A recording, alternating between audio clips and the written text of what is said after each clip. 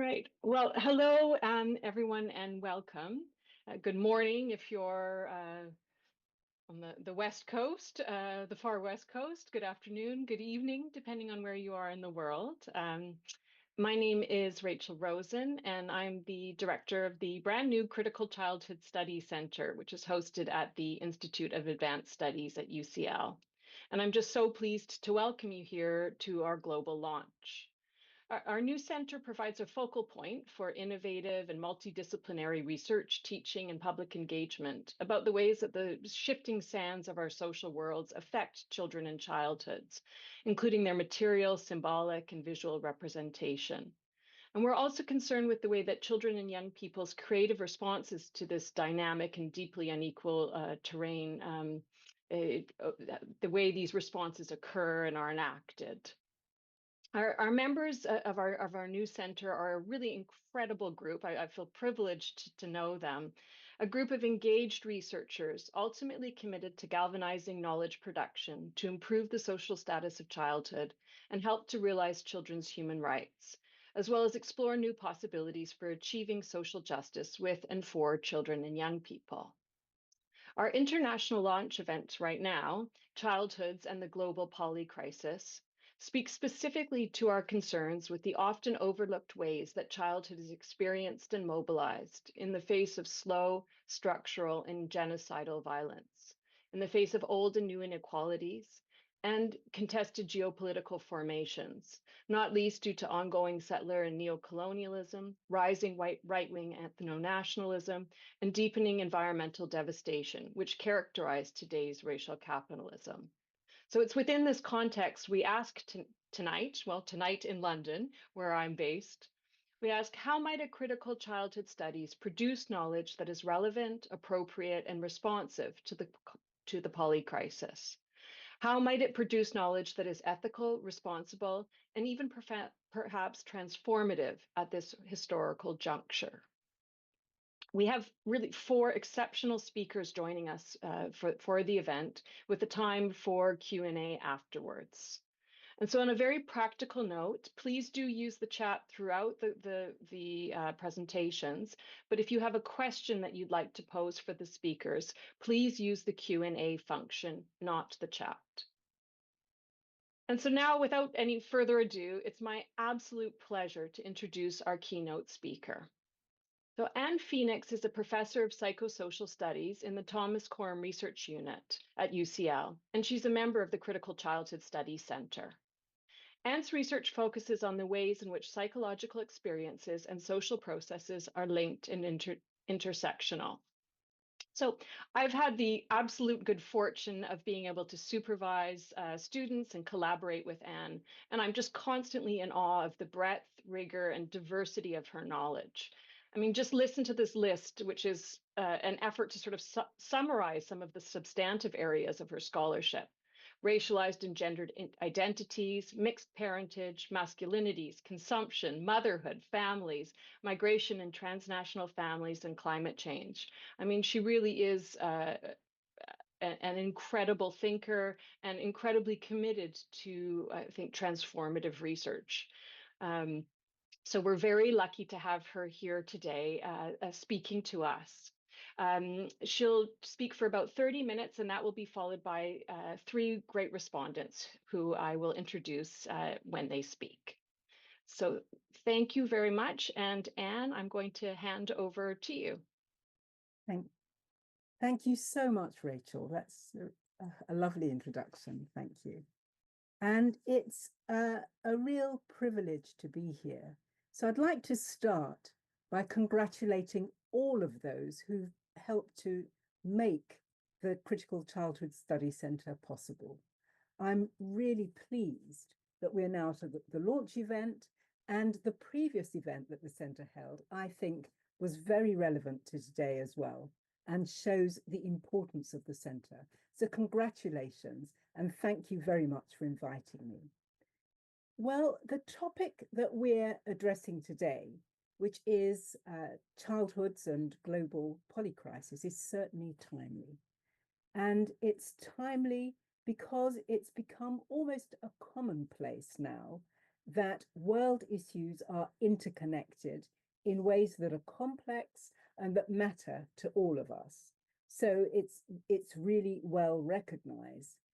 But that also means that the challenges that children face are complex and that they have many challenges to face all at once, so that we need to think childhood in different ways. But before we get too comfortable with the use of the term and recognizing that it's in the media all over and so on at the moment, I'd like to really make 4 criticisms of it, of the way that it's used, because often the way that it's used obscures the processes that we might want to be thinking about. It's often used as an abstract and empty description. And so the first criticism that I'd like to make is that it's frequently not genuinely global, that people talk about global polycrisis, but they're frequently talking often about the minority world, about the affluent minority world, and not the rest of the world, whatever it is that they're talking about that's a crisis. And then the second point is one that everybody recognizes on this call, I'm sure, that children's viewpoints are still rarely addressed in thinking about global polycrisis. So as the Office of the Prosecutor at the International Criminal Court has said in last year's report, The Policy on Children, our office should move away from long-standing paternalism that assumes that parents, lawyers, and judges can speak for a child. In other words, that adults can always speak for children and know what they're experiencing. So we need to know about children's own viewpoints. Well, the third critique that I want to make is about situating children and childhood in the context of the global polycrisis.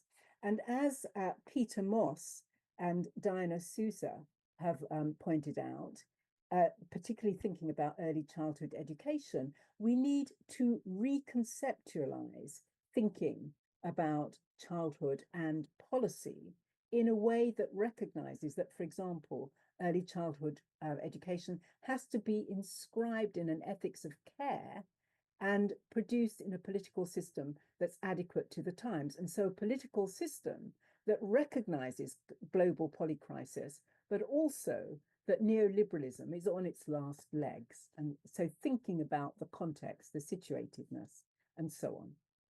The fourth point that I want to make is that apparently local contemporary issues are really only intelligible if we consider the complex ways in which nations, countries, populations, and so on are historically interlinked. In other words, we need to think about the past, but also that helps to map out future visions as well. And if we think about COP29 that's just happened, we can really only understand the divisions between the alliance of small island states and the least developed countries and how they resisted what affluent countries were saying if we understand the context of histories of colonial intersectional positioning and the ways in which that's produced inequitable usage of the Earth's resources and inequitable benefits from it as well.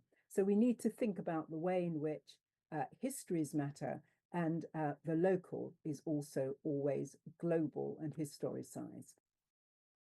And if we're concerned with relational positioning, as all those points that I've just made suggest, as well as with history as both contemporary and future presence, then 2 concepts that I find really helpful for doing that are intersectionality and hauntology. And I'm sure many people are familiar already with intersectionality, but here, basically, the recognition that all of us are always simultaneously positioned in multiple categories, that whether we're talking about racialization, social class, gender, sexuality, ethnicity, nation, whatever, that those things don't operate in unitary ways, but that they mutually construct each other and that they have power relations associated with them as well.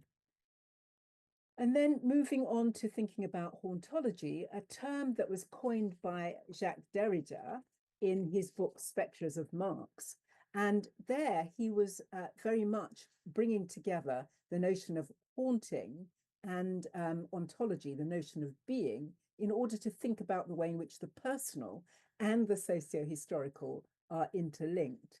And this quote from Colin Davis, I think, sums up quite well why hauntology is something that I think is important. And I think that even people who don't use the term hauntology often find other ways of doing exactly the same work. So it's not that hauntology does something that other concepts don't necessarily. So Davis says, undisclosed traumas of previous generations disturb the lives of their descendants, even and especially if they know nothing about their distant causes. And Avery Gordon, who's done quite a lot of work on hauntology, talks about the way in which once hauntings become conscious, once people become aware of those historical issues, then future action is very much impelled. And so that matters. And so what I want to do in the talk is, first of all, to think about very briefly, what is the polycrisis? Why is it relevant to children? Then to move on to thinking about the ways in which intersectionality and hauntology are relevant to thinking about children and environmental inequities. And then the ways in which children's constrained agency and trauma are relevant to thinking about the global polycrisis, and ending off with spaces for hope. And what I want to argue is, pretty much following on from what I've already said, that we need to think about children's perspectives. We need to have an intersectional view of the things that we're looking at in the polycrisis and the ways in which the inequities from it are caused and causative. Thinking about historical injustices such as colonization and so on, and the way in which those haunt current crises, as well as the local. And some of the examples I'll give are apparently very local, but are obviously part of the polycrises as well.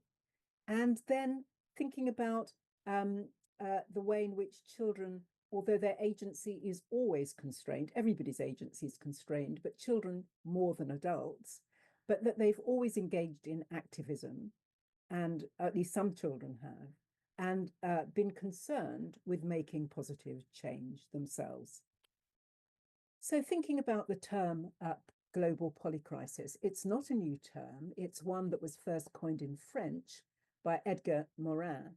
And in their book, translated into English, Homeland Earth, Morin and Anne-Brigitte Kern, sort of in 1999, also used it. But I think that this definition is succinct and really gets to what the global polycrisis is and does. So here, Lawrence and colleagues say it's the causal entanglement of crises in multiple global systems in ways that significantly degrade humanity's prospects. And I like that because it's about entanglement. It's not just things meeting, but actually being inseparable and being causal, causing and being causative, as well as being caused, and that it's multiple global systems. So all definitions of polycrisis, the global polycrisis, talk about, whether it's economic or climate change or to do with war or to do with health, that all these systems, these multiple systems, are relevant and they operate together. That obviously, if we're talking about polycrisis, it's about degrading lives as people would like to live them, but it's also about the future. It's about prospects too. And UNICEF, in their Prospects for Children in the Polycrisis, talk about the things that affect children a great deal, like geopolitical tensions. So that's both war, but also security concerns that many people feel come from things as wide as migration and war and so on.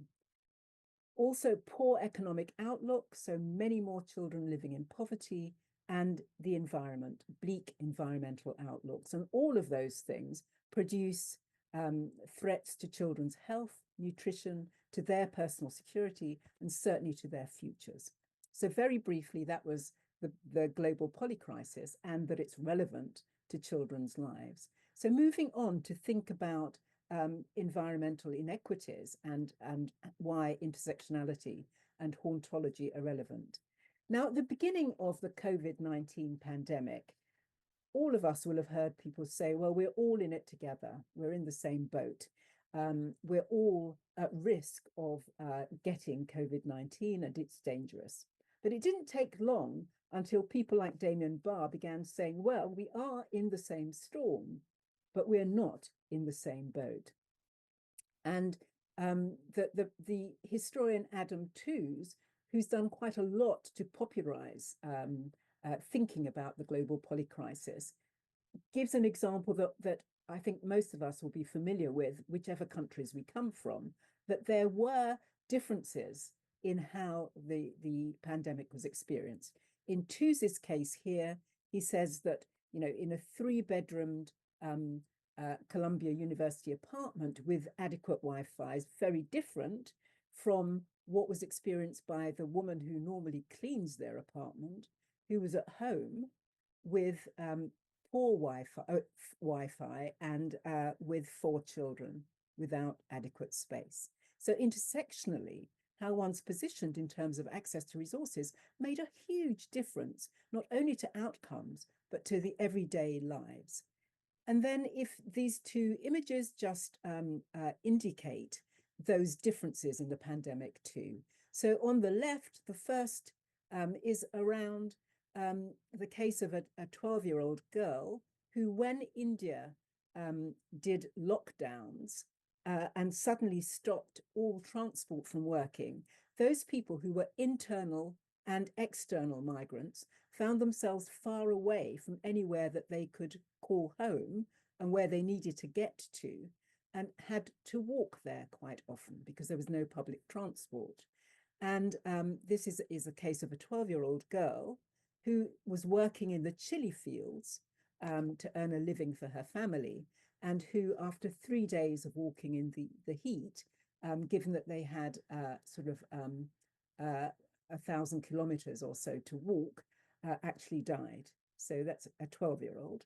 And then the next picture is not of the pandemic, but really shows how some children in the world and families are expected to deal with the outflow from the affluent global north or minority world, depending on what you want to call it. Minority world is what I usually use.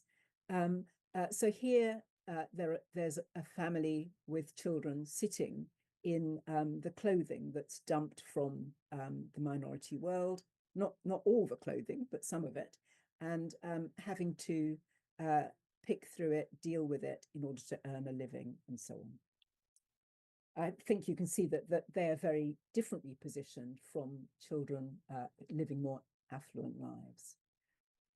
And then an example from Britain, which I think very neatly shows intersections of racialization, migration status, social class, but also shows how there's a haunting of histories of colonialism and so on. Here is a child at his 2nd birthday celebration, and he died 8 days later, and he died, he's the first one in Britain to be recorded as dying as a result of mold in the household. And his father says he asked the local council, Rochdale Borough-wide Housing Association, to do something about the mold because it kept coming back faster than they could clean it. And he says, the way I felt Rochdale Borough-wide Housing conveyed the message to me was that I come from Sudan, so I should be grateful to be housed, and that's it, get on with it. I think they treated me that way because they were racist towards me. I feel actually that they have not considered me to be a human being, okay? And another Black child who died aged 9 in 2013, also in London this time, was the first person to be recorded as having died from air pollution. And as her mother, who spent 7 years fighting for that to be recognized and on the death certificate, it's not just racialization, it's not just race, it's also, of course, resources. The poor live in places that are much more likely to be polluted. And that is why Benjamin Chavis in the United States coined the term environmental racism, because Black Americans and Latin Americans are much more likely than the non-Hispanic white Americans to be exposed to pollution. And so African American children are much more likely to be, and so are Black British children as well. And funnily enough, just today, would you believe, the Institute for Fiscal Studies, which is an important research organization in Britain, published their report on exposure to pollution. And what they say is that lower income areas have persistently higher levels of air pollution than richer areas. So children in those areas are going to be breathing in more pollution. And ethnic minorities are exposed to more pollution than white populations, even though that's decreased. It's not decreased for the lower income people, but it has decreased for those from minoritized ethnic groups, and consistently, Black people are most likely to be exposed to air pollution. And I think that one cannot but understand this as to do with intersectional positioning and also histories. So moving on to think about children's constrained agency and the ways in which they experience trauma and so on. And thinking about agency, I wanted to start with another example from the pandemic and India, but here, this girl who was then aged 15, when the lockdown happened, also needed to get home, in this case with her father, and not over 1,000 miles this time, just 750 miles. But the problem is her father couldn't walk because he'd had an accident with his leg. And what she did was to insist on that she could cycle them home, even though her father doubted it. And they spent all the money they had left on a bicycle. And she became famous because various people photographed her. You can see her in the picture up above, cycling her father home. And I think that one can't but say that that's both using agency, resourcefulness, drawing on one's positionality, but very much affected by global issues and local state histories and interventions and so on. So thinking also about intersectionality. And it's always been the case that some groups of children have been prepared to face danger in order to protest against injustice.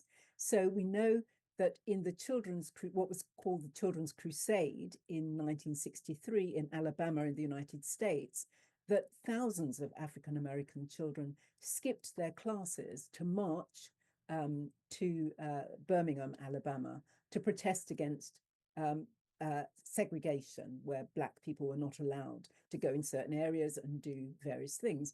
And of course, they knew before they marched that they would be clubbed, attacked by police dogs, and sprayed with water cannons and so on, but they still did it. And according to the Children's History Society, this helped make a turning point in the movement. Now, of course, so many people were fighting that it's hard to know what caused what, but nonetheless, this is really important. Another example, very different, you see there an image taken from at the top, taken from a police body camera of Darnella Frazier, and she's actually filming George Floyd's murder at the time. And her cousin is standing next to her. And of course, it's a really traumatic event for both of them, but she still went ahead and posted, she was 17 at the time, posted the video, and that's how we all know about George Floyd.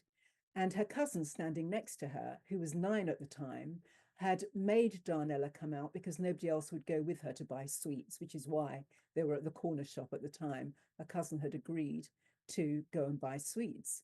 And the cousin, Judea Reynolds here, was also extremely traumatized. She was 9. And with 2 adults, she's written a book and called A Walk to the Store. And what she says in it is, I may not be big enough to go to the store by myself, but I'm big enough and brave enough to make things better in a very big way. Okay.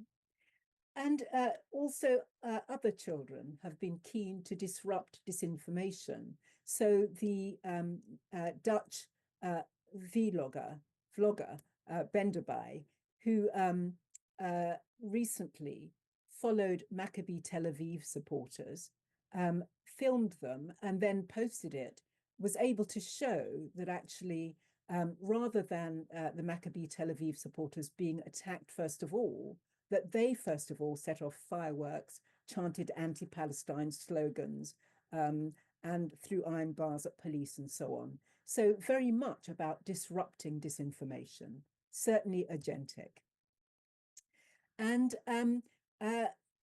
again, just showing that this is a long established pattern, that children, and it's not just today that they're beginning to speak out, for example, on environmental issues.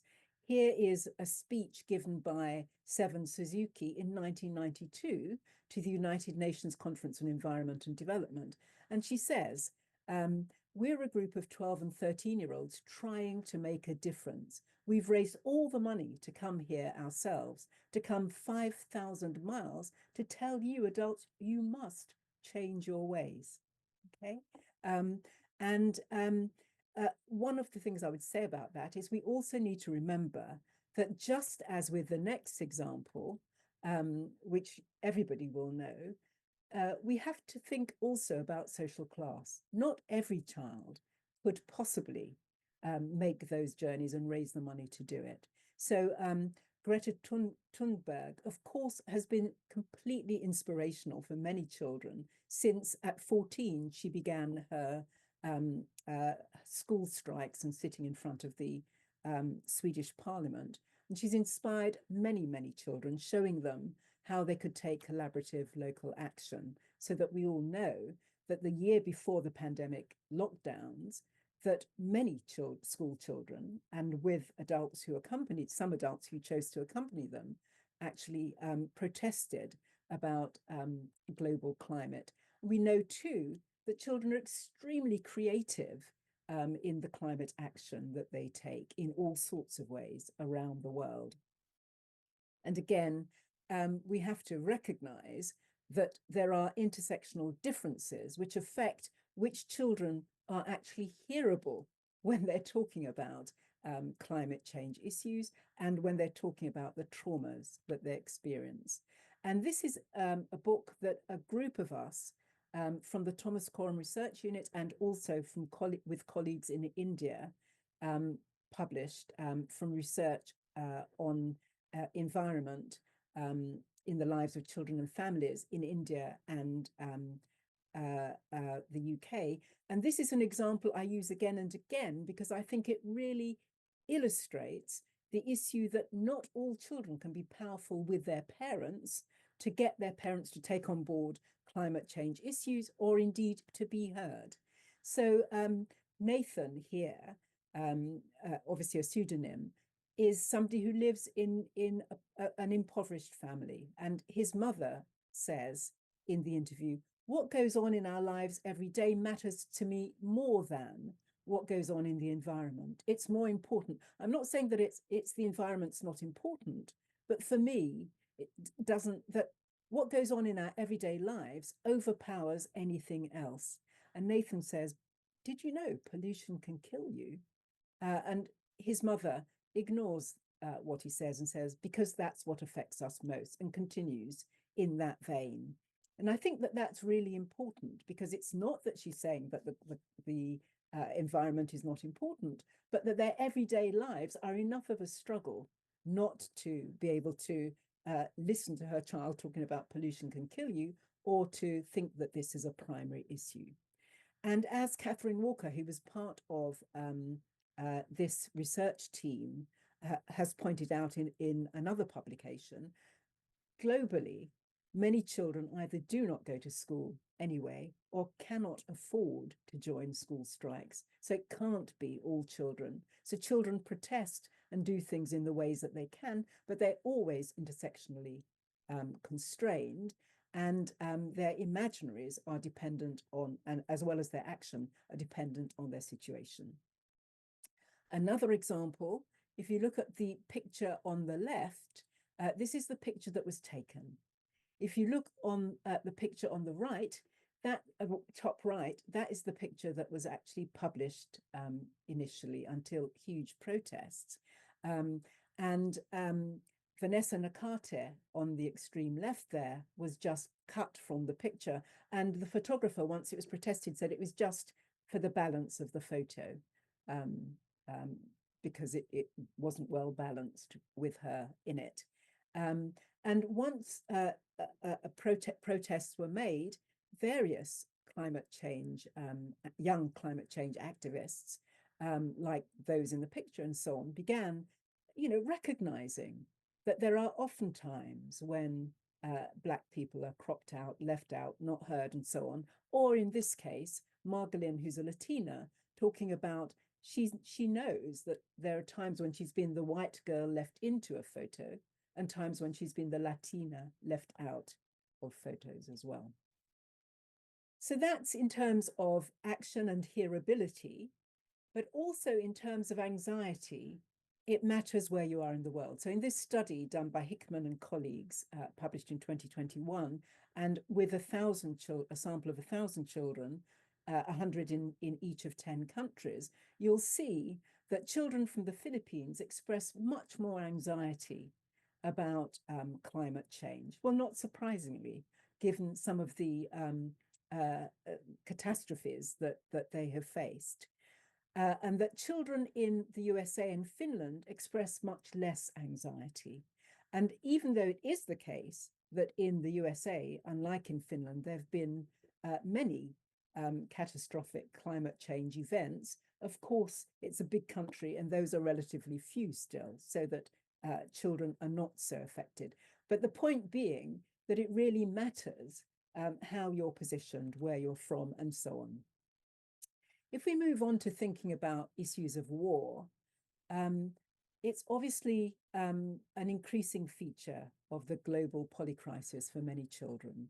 And here, the Save the Children report this year suggests that, almost a fifth of the world's children are now directly impacted by armed conflict today, 473 million children. That's because we have over 110 wars sort of currently going on. And these are the countries, they suggest, where children are the worst affected, where it's worse to be a child during war. And yet, as they point out, several states are still selling arms to parties that commit grave violations against children in conflict, even though they know they're not supposed to. But having said that, and that so many children are affected by war, another reason intersectionality is useful is that, of course, it is the case that it's particular how war is waged in different places and what's affected and so on. So if you think, for example, about, as the UN annual report on children and armed conflict points out, about attacks on schools and hospitals that are going to affect children a great deal, it's in Gaza at the moment that we have most attacks on schools and hospitals, so that children are most affected. Well, not surprisingly, even before this current war in Gaza, what had been happening in Palestine meant that Sari Hanafi, for example, had coined the term spatiocide, that the space being killed off for the people who live there. And obviously that's happened much more. since the last 2 years. And Karma Nabulsi has coined the term scholasticide in 2009 because in an interview with Guardian reporters, she points out that schools are being targeted. The schools are dying too. And Nadira Shalhoub-Kevorkian talks about unchilding, the way in which children are actually used as political capital, as expendable currency to achieve colonial aims for the Israeli government. So that even though war is so common and affects so many children, we have to think about the different ways in which it's waged in different places, but also to recognize that, for example, Sudan is one of the places that gets far less mention than it ought to, given that 25 million people are displaced there, 50% of the population, as opposed to 90% of the Palestinian population, but nonetheless a huge number of people. Moving on quickly to Spaces for Hope. And one of the things is, I think, for adults to think about the way in which they construct war and its effects on children. And I very much like the fact that more and more publications reject the notion that what war does is produce post-traumatic stress disorder. So here I've cited Boschi and colleagues and Veronese and colleagues.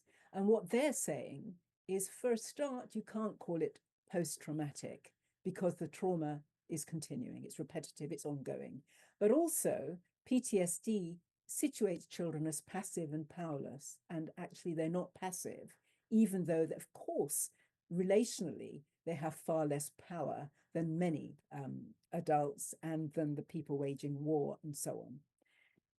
They also point out that resistance is a collective thing. It's sustained through community cohesion and through nurturing families, and that what these wars are doing is destroying families and communities more and more, so that it's transgenerational suffering that's being increased. And I think that this is important because the way in which we think about things, refusing to individualize through the post-traumatic stress disorder, is very important. And then this is from a piece of work, PhD done by Aisha Phoenix, on the West Bank in 2016, so before this current situation. And it shows that even though children and young people there very much felt affected by the occupation of Palestine, that they had hopes and ways in which they thought hopes would be achieved. So Mohammed here says, the most important thing in order for us to try and end the occupation is not the conflict which is happening now. It's that we show the world who we are. Most countries don't know who the Palestinians are. They don't know who the Arabs are. They get the idea that they're terrorists. But if we're able to explain, if we're given the opportunity to present a clearer picture of ourselves as Muslims, as Arabs to the people, not to the governments, leave the governments to one side, there will be fraternity and there'll be stronger relations between us and the people of other nations, okay? So very much a notion here that it's partly ignorance that's at fault. And that is a notion that's sedimented into common sense, certainly from Gordon Allport in 1954, which we know is problematic. But nonetheless, this wanting to have a fraternity between people in Palestine and other people, and seeing that as a way through, is really important. And then again, bearing in mind that this is in the 2010s, Nada says that what is going on shows such a strong mirror reflection with South Africa, and how things finally started turning over for them, how the movement really started going, because it didn't start moving until the public opinion everywhere else was like, enough is enough. This is wrong and it should not be happening. And our government cannot stay quiet about this, which kind of seems the path that the public opinion is going when it comes to Palestine, which gives you hope and gives you a bit of worry. You're like, the Zionist movement is strong enough to actually even shut this down and make this not work for us either. So you have hope mixed with worry as well. And as Aisha Phoenix suggests, that it's Gramsci's pessimism of the intellect and optimism of the will that actually you can see that it's again a reaching out to other people, but that seeing what happens in the rest of the world is really crucially important. And just letting you know that you're at about 38 minutes. Oh, okay. Well, I will stop there then. I'm fairly pretty Oh much. no, I didn't want you to stop, just to, if you want to wrap up. Okay. Sorry. All right. So you can see that this is hope comes from feelings of fraternity with other people. And you know, one of the things I wanted to argue is children maintain visions of a better future and act to make it more possible. But also that children have also in Gaza and you know, been active in protests, in thinking about, you know, the ways in which they want things to change. So in 2021, they were protesting about the Israeli blockade. And I wanted to just show these pictures, which on World Day this year, UNICEF got children to write. And children clearly know what they want to address to adults and can see what's wrong with their world and that it could be better. I won't read them out. So basically thinking about the way in which we need to think about the psychosocial, the personal and the intersectional. We need to think about the way in which there's an unequal distribution of grievability, as Judith Butler suggests, and an uneven distribution of hope, as Hassan Haj suggests, but that children are always resistant, or at least some children always resistant, always wanting to produce change, even if their agency is constrained by power relations. And given that Amnesty International has also, like the International Court of Justice, come out and said that there's a genocide in Gaza, we need to think that how little we know about how children come through the other side of genocide, and so much more that we actually need to know. And I'll end here with Angela Davis, writing a long time ago, who says to all of us, we need to harness our rage at persisting injustices in order to strengthen our opposition to an increasingly complex system of domination. So even though it was before the term global polycrisis was common, I think that this holds good. Thank you very much, and apologies for going over. Thank you so much, Anne, for a really powerful, moving, and compelling talk.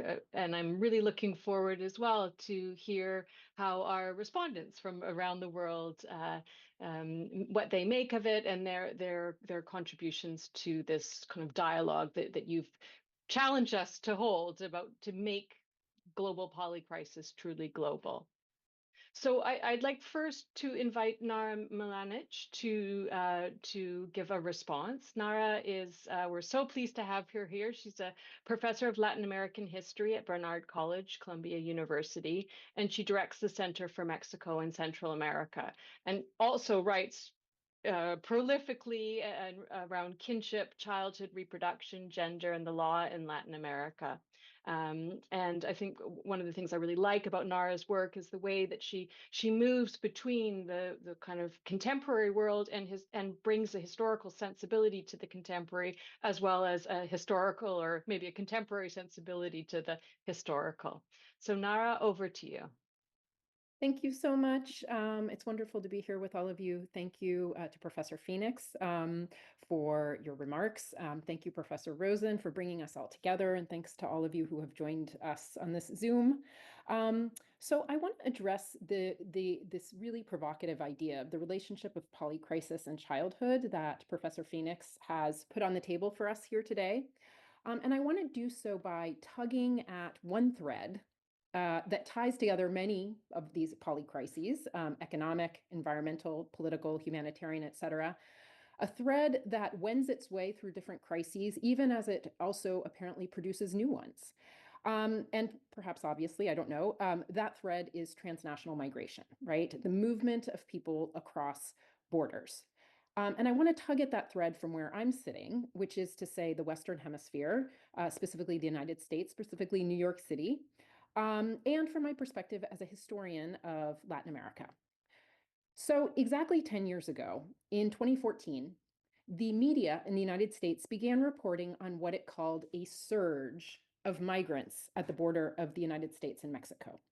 This is the moment when the US media started talking about a border crisis. And I'm going to use the word crisis a lot, and I'm going to, please imagine the scare quotes around it.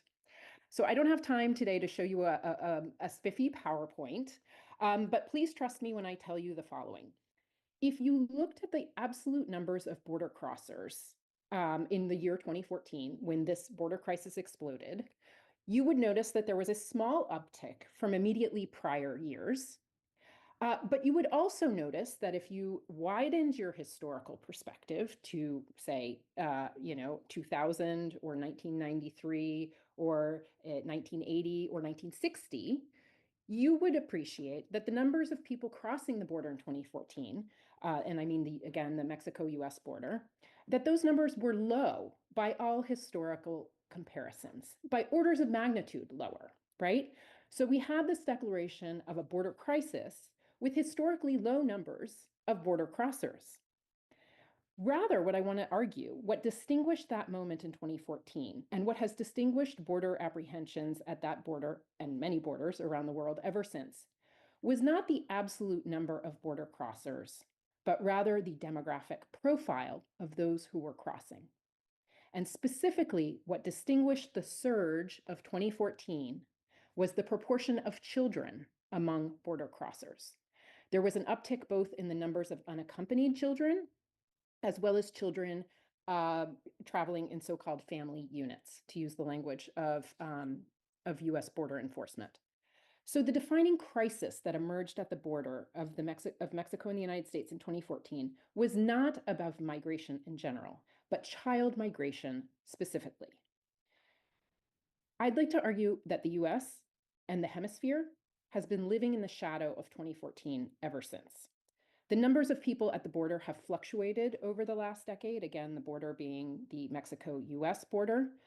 They fluctuated over the past decade, up and down, but the numbers of children on the move, both unaccompanied children as well as those in family units, has remained relatively proportionally high. So the events of 2014, the so-called surge, prompted a whole series of policy measures. The Obama administration was then in power. It established a family detention apparatus, which went on to incarcerate probably hundreds of thousands of migrant parents and children. The 2014 crisis also set the stage for the Trump administration a couple of years later to pursue a litany of illegal and cruel policies aimed at deterring migrant peoples, criminalizing them, decimating the legal protections to which they're entitled under national and international law. In short, migrant children's bodies and their emotional traumas were transformed into a political arena to reassert national borders and national security imperatives. Children in cages became a symbol, perhaps the symbol of the so-called border crisis. And yet, at the same time, the treatment of child migrants catalyzed searing public rebuke. The Trump administration enacted many devastating policies, but none provoked a more potent and outraged response than the so-called family separation policy of 2018, in which parents were forcibly physically separated from their children at the border. In essence, the US government kidnapped migrant children. Children in cages became the symbol of an enforcement apparatus run amok. And much ink has since been spilled, justifiably, to condemn these rights violations. Yet I want to argue that the critical examination of the phenomenon of child migration and the category of child refugee has been curiously absent from public debate. And by public debate, I don't mean the academic literature. In fact, we have on this very panel examples of folks who have done wonderful work to contribute a critical perspective on child movement in the academic literature. So when I say public debate and the absence of a critical understanding of childness, I'm talking about the media, public, extra academic public discussion. So these dynamics are not specific to the US or the US-Mexico border, of course, or the Western Hemisphere. Versions of this story have played out in many parts of the world. The specificities may differ, but everywhere, or in many places at least, the crisis of migration is often a crisis of child migration. Again, insert the scare quotes with the fingers. And so as we think about these local, national, global polycrises, I think a question arises. What difference does the child make? What does it matter that it's a crisis in which children are, or are imagined to be, central? And I think the answer, politically speaking, is it matters a lot. Migration involving children is often cast as a specific kind of crisis, namely a humanitarian crisis. This is a framing, I would argue, that depoliticizes it. It's a framing that treats this form of mobility as if it were exceptional and without historical causes, to Professor Phoenix's point about the importance of history. It causes the public discussion to fixate on the children and what happens to them, but not why they are coming in the first place. Again, to Professor Phoenix's points. And it frames young migrants as victims rather than as agents, a move that, of course, shifts the focus to the choices, the bad choices of their parents. So in short, the child makes possible certain kinds of politics.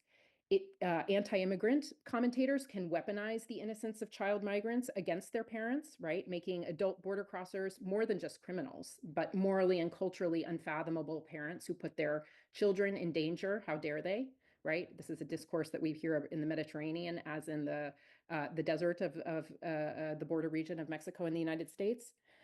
At the same time, the child makes possible certain pro-immigrant politics, right? Representations of suffering children lend emotional potency, right, to the efforts of immigrant rights supporters. So great was the public outrage surrounding Trump's 2018 family separation policy that today activists and advocacy organizations use this phrase, family separation, to describe a whole series of anti-immigrant policies that are very different from the one where that phrase originated, right? They've learned that family separation, which of course references children, is a potent way to critique border enforcement and securitization in general. So these are just some of the ways I think that the child makes possible certain anti and pro-immigrant politics. Greater attention to child migration as both an empirical phenomenon, actual children at actual borders, but also as an idea, right? The discourses and representations surrounding children, I think can help inform the work of academics, but also advocates and activists who are opposing, right, these violent and unjust migration policies the world over. So beginning in January, and I don't know how much time I have left, but I think I'm going to wrap up. 1 minute. Wonderful. Beginning in January, we will have a new president in the United States. We will witness a new chapter in this story of the border. Family detention, which was eventually suspended, will almost certainly restart. We will probably see new versions of the separation of parents and children at the border. In short, I anticipate that the politics of the child will continue to be central to this evolving polycrisis, materially, but again, also symbolically, that the child will be mobilized to create, to heighten, as well as to address crisis. So I'll stop there. And I want to, again, thank Professor Phoenix for helping us think through these issues, helping us to develop analytic tools that we will most definitely need to negotiate these issues in the years to come. Thank you. Thank you so much, Nara. And I'm going to move right on now to our next speaker and over to Brazil. So we're really pleased to have here Lucia Rabelo de Castro, a professor of childhood and youth at the Universidade Federal do Rio de Janeiro. Her research explores children and young people's social and political participation through decolonial epistemologies, and I think has really pressed the childhood studies to take up these decolonial epistemologies from root and branch. So I'm really pleased to welcome you and hear your thoughts today. Thank you, Rachel. Good evening and good afternoon to everybody.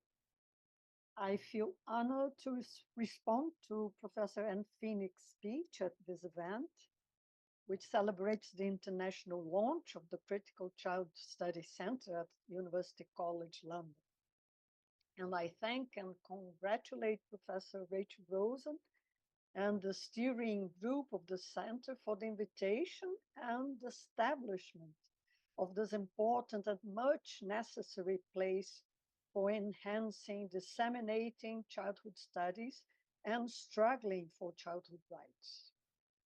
I must say that this event, in the virtual companion of so many distinguished and dear colleagues, it is itself invigorating, as this non-presential union around childhood issues, intangible as it may be, lead us to hope for alternative ways to live together in times of so much brutality and moral and psychological impoverishment. And Phoenix has addressed a broad range of complex issues, and I thank her so much for sharing them with us. In my very brief response, I'll bring resonance of her deep concerns, with my own, which are nevertheless modulated by my own geographical and geopolitical location. The notion of intersectionality is indeed essential for us to unveil the hugely different ways that the global polycrisis is impacting human lives worldwide.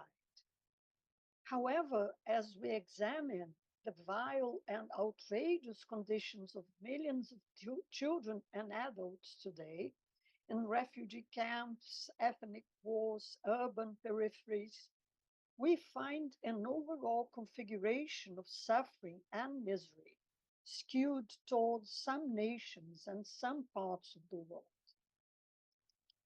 Thus, despite its relevance, the concept of intersectionality can leave us with a somewhat fragmented picture of this overall structure of differential inequalities across the globe. Hardly or honestly can we say that we are all part of the same humanity. Abysmal differences distinguish those who are worth living and a great majority who is simply left to die, a circumstances that Achille Mbembe has called the blackening or the becoming black of all subalterns.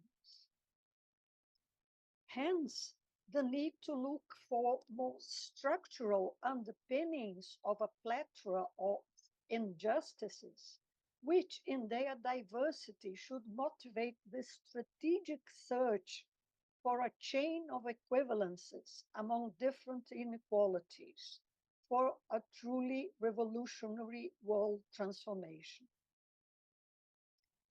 Differential impacts of this global polycrisis also account for different ways to envisage our ways to go ahead. I take the inspiration here of Chico Mendes, the Brazilian environmental activist who was assassinated in 1988 on account of his struggle to defend and preserve the Amazon forest. Chico Mendes often said that militancy in ecological movements, apart from a social class struggle, is like doing garden. Chico was aware that the agenda of environmental sustainability and climate security was inexorably imbricated with and subordinated to the political agenda of changing oppressive power relationships in the capitalist system. In the same vein, Black scholars like Cedric Robinson, Ruth Gilmore, among others, have pointed out the necessary imbrication of capitalism with racism and racialised. As part of a global hauntology using Anne Fenwick's term, it is in the southern part of the globe where the most sinister and oppressive effects of the expanding forces of global financialization and expropriation seems most unbeatable. Thus, it is here that the urgency for a post-capitalist solidarity is mostly felt. And here I make a tour de force to finish and in time include children and childhood in my response to Phoenix. To the question, what is the child pursued by childhood studies since the 80s of last century? An ontology of difference has been gradually consolidated, not only giving childhood conceptual autonomy, but also allowing for the conceptualization of children as capable agents in their difference with regard to adults.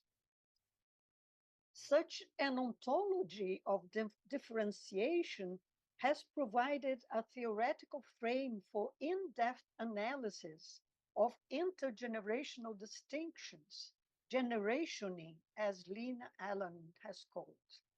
However, we may rightly assume that the dynamics of capitalist reproduction has encroached on modern efforts to generationalize, moving as child scholars in the direction of pursuing the categorical distinctions of child and adult, which we believe foundational of our discipline. On the other hand, more recently, claims to decenter childhood, and Spiro's work as an example, have pointed at the relevance of exploring a more dispersed and de-individualized relational ontology in childhood constitution. Rather than relying on post-humanist claims, my claim here stems from the theoretical deadlock that an ontology of differentiation has led us to as we analyze the strategic political involvement of children and their adults in struggles for justice and equality. These become prominent when political transformation and the struggle against the present economic capitalist system are at stake, realigning generational differences. My own and other studies of the Zapatista movement in Mexico and the rural landless workers movement in Brazil are empirical examples of the differentiation processes between children and adults, when co-generational political alliances and co-generativities become fundamental for survival and struggle. So it is in this direction that I envisage possibilities to disrupt persistent global ontologies of racialization and coloniality in childhood studies that are in line with Anne Fenwick's concerns. Thank you all very much.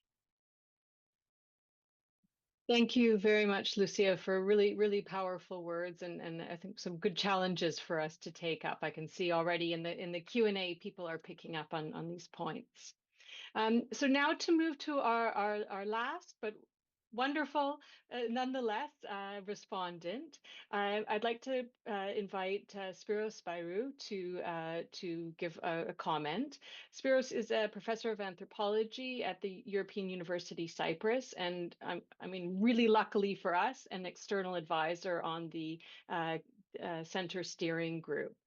Spiros, one of the editors of the journal Childhood, and his work has explored political lives of children, youth activism, and more recently, surveillance capitalism, alongside knowledge production in childhood studies. Spiros, over to you. Hello, everyone, and thank you, Rachel, for the introduction.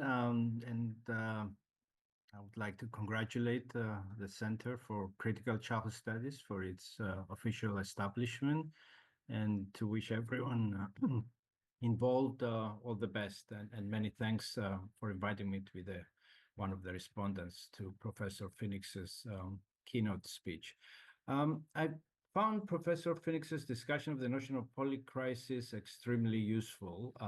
It helps us clarify what it is we're talking about when we refer to the multiple crises of our times. And it also helps us to start thinking critically about the value of this concept, which is becoming more and more popular these days. Without an intersectional framing and sensibility, polycrisis as a concept has limited critical potential. Asking, as Professor Phoenix did in her talk, how global crises manifest in children's lives locally and in relation to their multiple identities provides a necessary starting point for unpacking the whole notion of crisis, but also helps us to situate it in real children's lives. Are there spaces for hope? Professor Phoenix asks. Well, we do know, and Professor Phoenix did provide a lot of examples that illustrate that. We do know that children and young people do resist injustice and oppression, and also work towards other ways of being and living, despite the sometimes crushing effects of power on them. Yet again, one could say that the spaces left for children to exhibit some sort of agency, freedom, and autonomy, either as individuals or collectives, are in some cases or in many cases shrinking. To add to the long list of crises, we now live in a post-truth era where facts seem to matter less and less, and at a time when far-right and fascist exclusionary politics make inroads across the globe.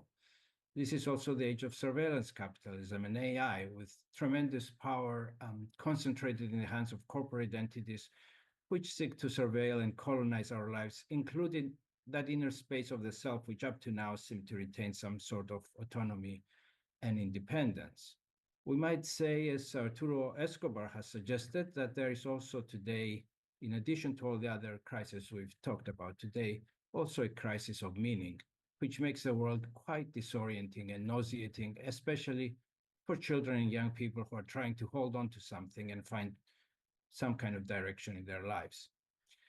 Given a state of polycrisis and the somewhat depressing forecast, and to follow up from Professor Phoenix's own very insightful diagnosis of the situation, what kind of knowledge should we aim for, pursue, desire for critical childhood studies? My own provisional and somewhat idiosyncratic answer is that we should aim for knowledge that matters, by which I mean knowledge which is critical about the lives and well-being of children. Knowledge that matters is knowledge which is not centered on scholars' research agendas and goals, but stems from the struggles of children and young people for justice. It could be knowledge, for instance, that stems from their everyday struggles for material survival, from their care practices, or from their activist participation in social movements. This kind of knowledge does not pretend to be neutral, but takes responsibility for being political. It matters because it seeks to respond to the political and aims for change, irrespective of the scale of change. It could be change that happens within a school, a neighborhood, the local community, and so on. This kind of critical knowledge is produced when our knowledge practices aim to enact together with children, their families, and communities those realities of children's lives which we and the children we work with feel compelled to disclose because they will hopefully bring forth a kind of knowledge that can make a difference to their struggles. This is not simply about addressing research gaps, but about seeking to disclose knowledge that is actively backgrounded and therefore less noticeable, sometimes intentionally silenced or made illegitimate because it is seen as too disruptive or problematic, and sometimes unintentionally because what has been absented becomes almost invisible. We are blind to it. It's knowledge that children have about their lives, and we can help make it a bit more visible. Professor Phoenix gave us some very interesting examples of this. So what I have in mind here is more akin to the sociology of absences, which Foucault Santos, who developed this theoretically, aims to show that what does not exist, this includes research, of course, is in fact actively produced as non-existent. That is to say, as an unbelievable alternative to what is supposed to exist. For critical childhood scholars, this is likely to materialize, for instance, as efforts to make visible aspects of social injustice and oppression experienced by children, which remain mostly outside the realm of public discourse. Colonialism and neo-colonialism and how they shape and constrain children's present and future might be further examples. Militarism and its embeddedness in discourse and the material reality of children's lives might be another. A critical childhood studies will also need to fully de-romanticize childhood by disclosing those childhoods whose manifestations are problematic. Children and young people are not always fighting for progressive causes. They are occasionally also called upon to use their agency for exclusionary and fascistic purposes, especially with the recent rise of far-right movements around the globe. These are also critical issues that we need to turn our attention towards and make sense of. On the more positive end, we might explore children's other ways of being and living, which operate in parallel to the capitalistic law, might be good examples of knowledge that is also bypassed or ignored. Relatedly, a critical childhood studies might become a bit more creative and future-oriented in the years ahead, given a state of polycrisis. The question we need to ask is whether knowledge is enough. Addressing this question, Kenneth Gergen advocates for a shift in research orientation.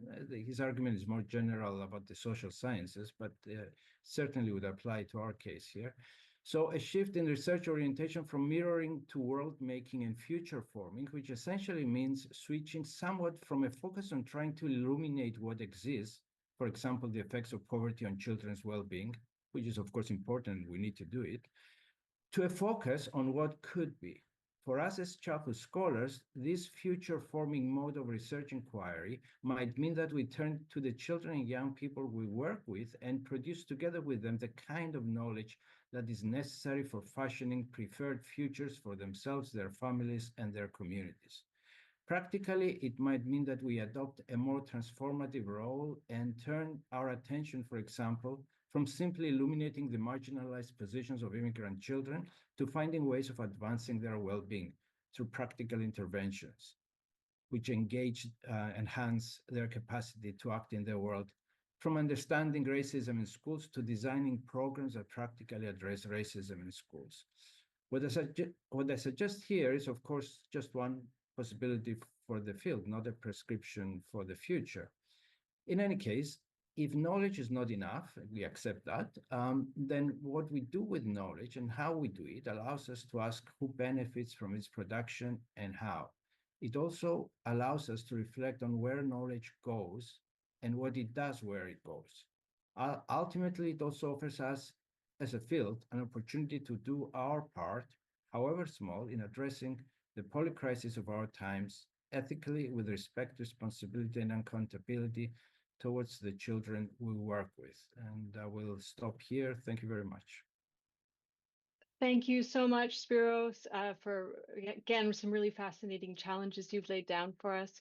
I'd now like to pass over to Dylan Devi-Kumar, who is a professor of global child health at UCL and a member of the Critical Childhood Studies Center. And Dylan will be facilitating the discussion. Well, having the hard task of facilitating the discussion, so some great questions there. Dylan, over to you. Thank you very much, Rachel. And I'd just like to start by thanking Professor Rachel Rosen for setting up this group and for inviting me to be a small part of this. Thank you, Professor Anne Phoenix, for this wonderful talk. It's amazing. I've learned so much by listening to it, and to all the respondents as well in this short time. I'm hoping we have about 2 hours for questions. Is that right, Rachel?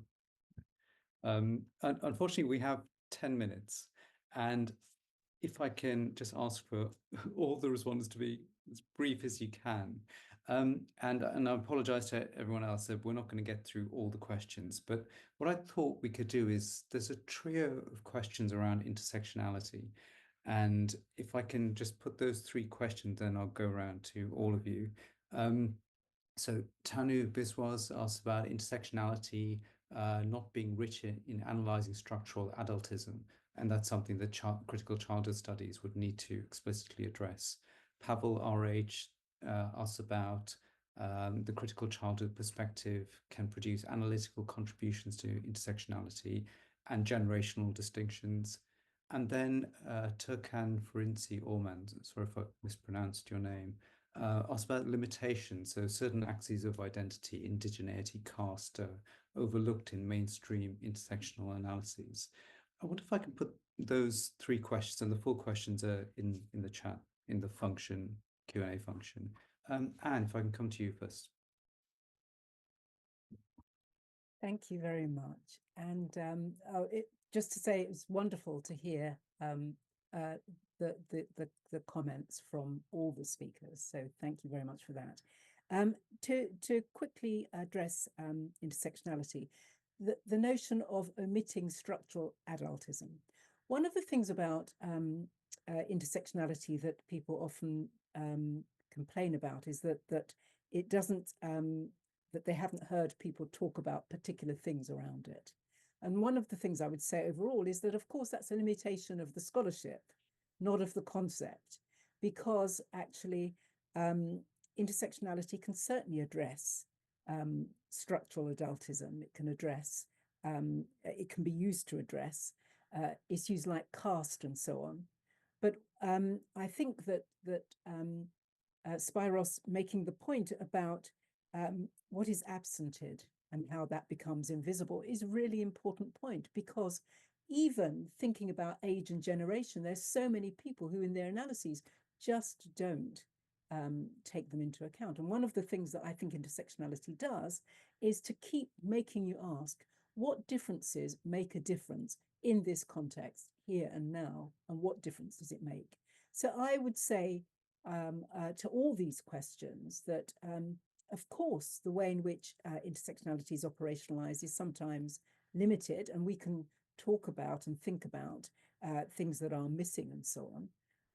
That's the scholarship. I don't think it's a concept per se. And the other thing I would say is that, as with all concepts, that there's always a need, as knowledge and thinking moves on, for the concept itself to be moved on with people. So there are differences in how people deal with intersectionality because it's now been going for quite some time. So yeah, I'm still very, I mean, sort of, none of the questions make me feel that, oh dear, no, not intersectionality, but they are important questions, and they do point to the things that we need to make sure are addressed within it.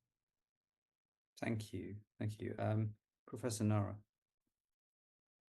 Oh, I'm not sure that I have anything additional to add, only to say simply that it seems to me that in some ways the very category of childhood suggests to us, let's see, how do I put this? We know that some young children have a childhood or are understood as children, and other young people are not. The category itself is sort of a bright line that helps us to understand who is inside and who is outside. You know, a Black child in a Black boy in a public park in, you know, Cincinnati, Ohio, may be considered by the police and the media not to be a child, right? So child is a privileged category, in other words. So in that regard, who is allowed to be considered to be a child is itself a bright line that helps us, I think, sort out which categories of young people are, you know, privileged enough to be imagined as having a childhood, as being children, right? So in that regard, I think there's something interesting, which I'm not articulating particularly well, about precisely how this category of child can be made to work in conjunction with intersectionality. I'll just say that. Thank you. I think that's very powerful. Who's allowed to be a child? That idea of unchilding adultification together. Professor Lucia. I think that I'm really concerned with how intersectionality as a concept can sort of help us in political struggles. And living in this part of the world that, as I said, the world seems so unchangeable. And I see that sometimes the concept of intersectionality has an impact on sort of crumbling down into more particularistic struggles, and it's sometimes difficult for people to construct what I'll use Anne Phoenix's term that she just used, to construct what is the commonality, the common enemy that one should struggle against. But because I think this is the only way to have any possibility of changing anything. So, so in my part of the world, I fear that intersectionality as a very fashionable term and very scholarly term, it may not help for a sort of a more universalized way to think what's the general aim we should fight against and for. Thank you. Thank you. I think that's incredibly important. Thank you. That sort of commonality, bringing those issues together. Professor Spiros. Yeah, all I would add to this discussion is that the kind of additive approach to intersectionality usually kind of freezes the categories and creates a kind of a problematic understanding of identity. And working with the nuanced interaction between categories and the new dynamic outcome of this interaction between different identities is what is at stake. And sometimes it's done well, sometimes it's very well. So intersectionality, and I fully understand what Lucia is saying, intersectionality has its limits as a kind of analytical approach, but it also serves as a good starting point to think beyond kind of monolithic categories and universalizing attempts. So it does have its purpose, it does have its limits, and we need to, obviously move forward with these ideas. Thank you. We just have 2 or 3 minutes left. Professor Anne, if I can come back to you with the next question. So in the introduction, there was a talk about capitalism, racial capitalism. A question by Farhana Ali. Many of the key issues driving the current global polycrisis are deeply rooted in capitalist systems. How does an anti-capitalist perspective fit into understanding and addressing these crises? Okay. One of the things about thinking about intersectionality and so on is that, of course, it is able to theorize, or one's able to use it to theorize context as well. I mean, that's one of the reasons that I like it. So that actually thinking about what a capitalist perspective does to particular children, particular nations, particular families, and so on, means that actually it's perfectly possible to take an anti-capitalist perspective, to see what capitalism is doing, and that it can't work for so many people, and that it works for particular interests and so on. So that I think that, again, in the discussion just now, I think that that we were having on intersectionality, I think it's important to recognize that intersectionality is not just bringing together this category and that category and treating it in very fixed ways, but actually seeing it as a dynamic, seeing it as situated, and seeing categories as always in particular contexts, which also have to be theorized to make sense of, really. Otherwise, one ends up individualizing again, rather in the way that PTSD individualizes, because you only don't individualize it when you recognize sort of what's going on around and so on. So I think that capitalism and anti-capitalism are absolutely key for understanding what's going on, why certain things arise as they do, and so on. Thank you. Thank you very much. I think our time has run out. I'm sorry to all the others I couldn't come to you with this question. Rachel, back to you. Wow, that was very impressive, Dylan. Kind of giving us a really nice sense of the scope of the discussion and the questions, and then the responses here to bring together some new points for us to think about. I just wanted to close off by saying thank you so much. Anne, I should be calling you, I guess, Professor Phoenix, and for your keynote, to Lucia, to Spiros, to Nara, to Dylan for your respondent comments and discussion. The discussion. It's been a really stimulating event, and I think what you've made the global launch of the Critical Childhood Studies Center so meaningful. I hope we can continue these conversations. I've been putting some notes in the chat so people can see how to stay in touch with us. We'd love to be involved. We'd love to kind of collaborate with people and continue engaging in these conversations. So thank you all, and from here in London, good night.